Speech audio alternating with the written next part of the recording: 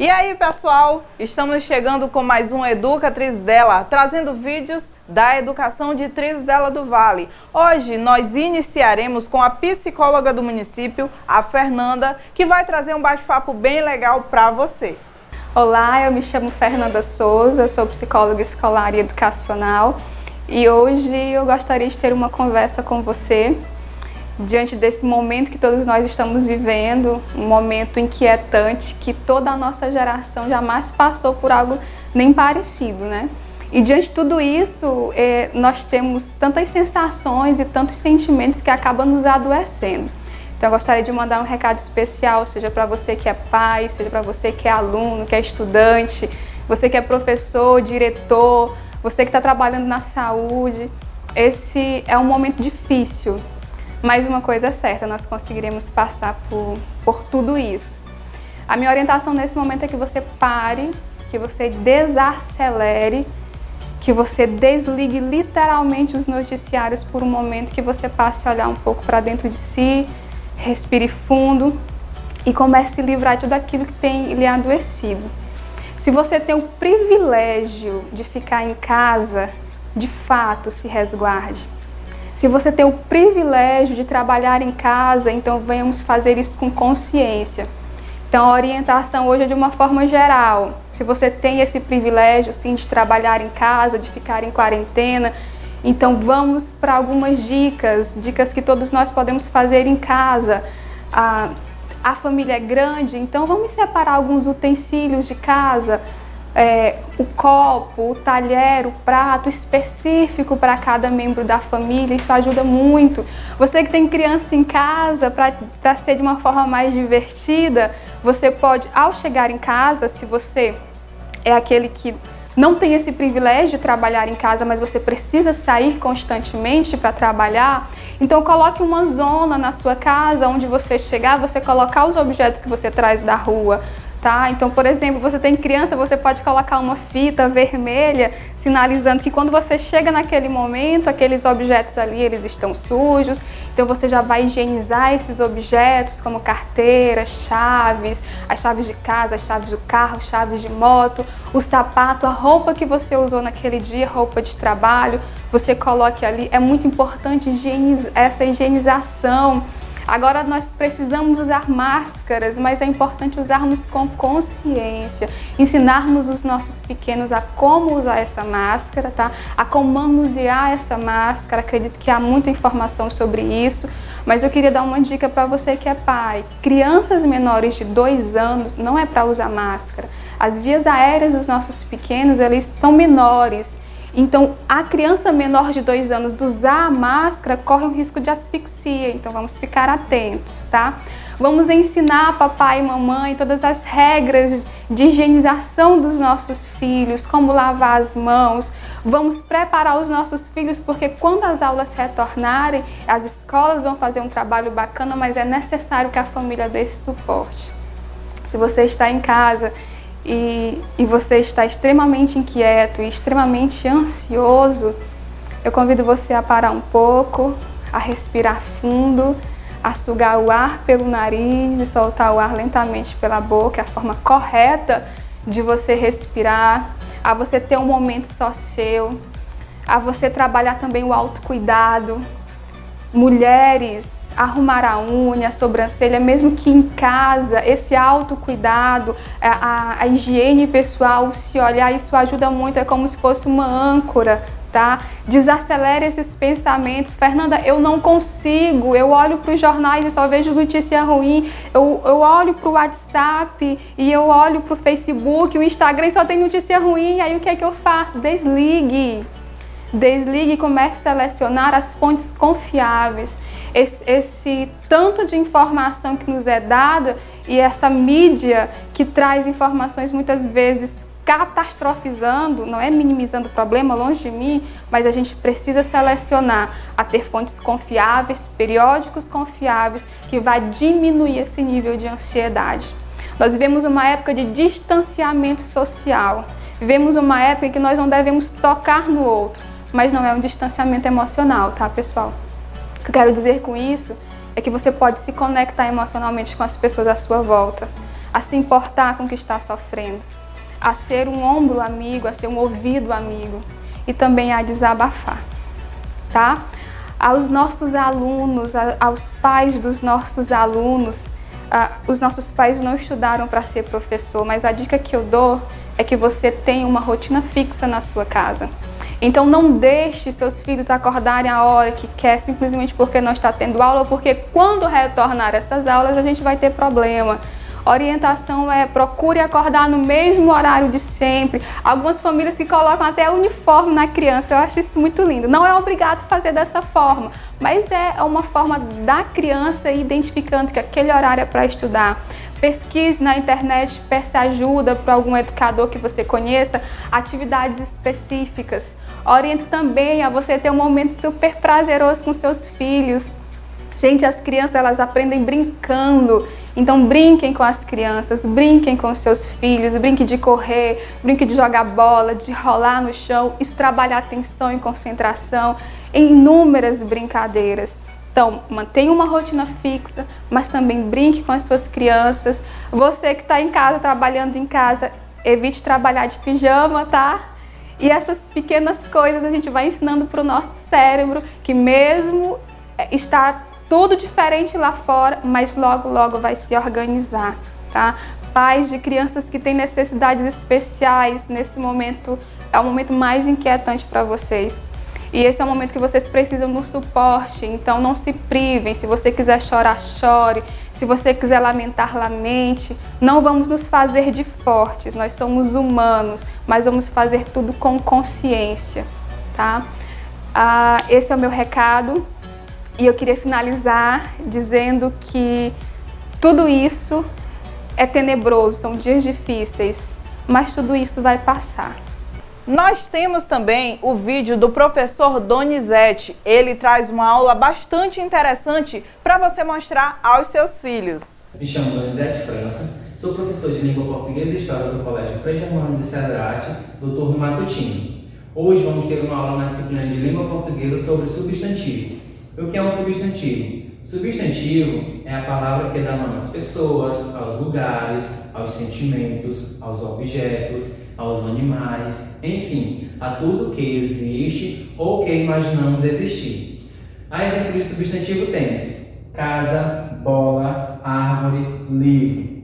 Os substantivos são classificados em comum, próprio, simples, composto, concreto, abstrato, primitivo, derivado e coletivo. O que é um substantivo comum? O substantivo comum ele serve para dar nome aos seres em geral. Ou seja, todos os exemplos citados anteriormente são substantivos comuns. E o que é um substantivo próprio? Substantivo próprio serve para nomear um ser em particular dentro de uma espécie, assim como também nome de pessoas, cidades, estados, países, entre outros. A exemplo de substantivo próprio temos Brasil, Maranhão, Trizidela do Vale e Pedro. Tá? Vale lembrar que todo substantivo próprio tem que ser escrito com inicial maiúscula. Todo substantivo próprio tem que ser escrito com inicial maiúscula, tá? O que é um substantivo concreto?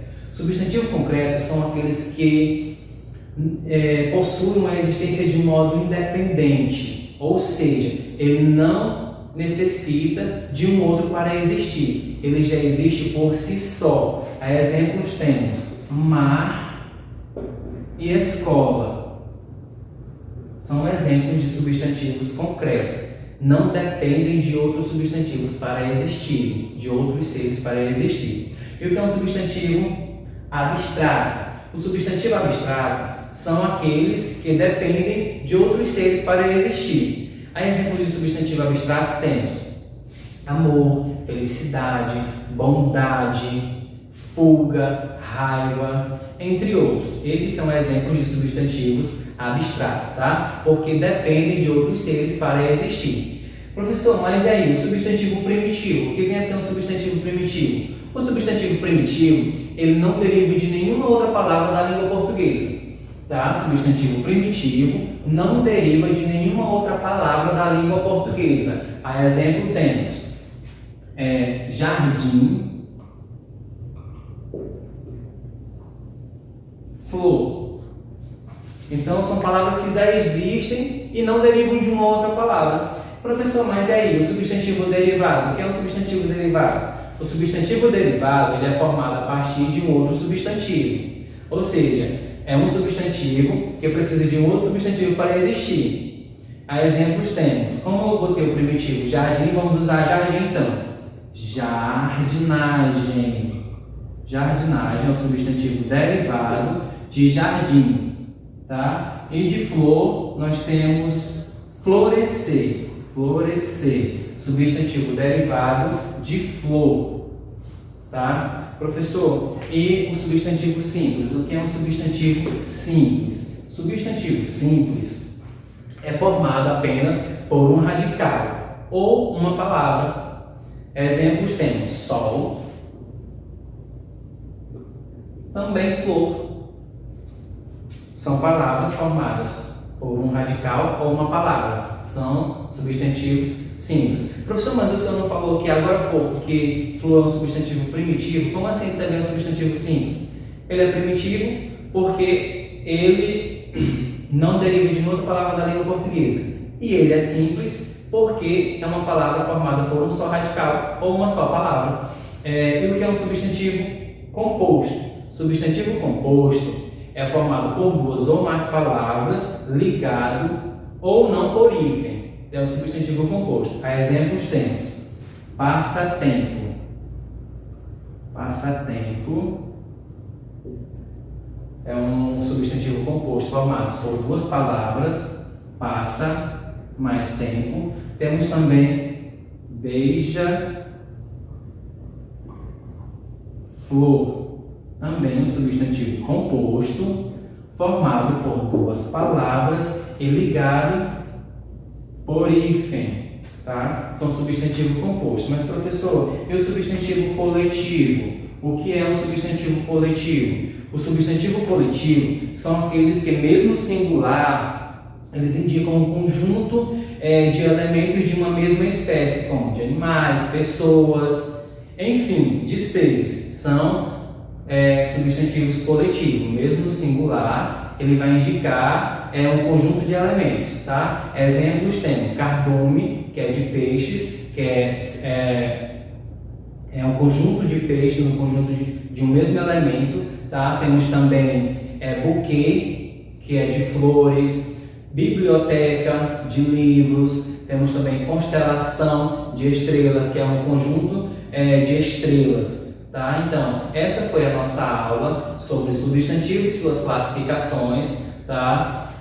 Se você não compreendeu, se não conseguiu compreender, volta um pouco o vídeo para entender classificação por classificação de um substantivo. Tá? E eu quero dizer que estou com muita saudade dos meus alunos do 6º ano, do 7º ano, da escola. Quero dizer que fiquem tranquilos, que tudo isso vai passar, sigam todos os procedimentos. Tá? Lave bem as mãos, usem máscara, só saem de casa se for necessário. Você, pai, faça a leitura junto com seu filho. A leitura é muito importante para o desenvolvimento do raciocínio, do senso crítico, do desenvolvimento da fala. É muito importante. Então, assim, quando tudo isso passar, a gente vai voltar para as nossas aulas presenciais, a gente vai voltar a se ver, a gente vai voltar a ter o contato, tá? Deixo aqui o meu abraço e o meu sentimento de saudade.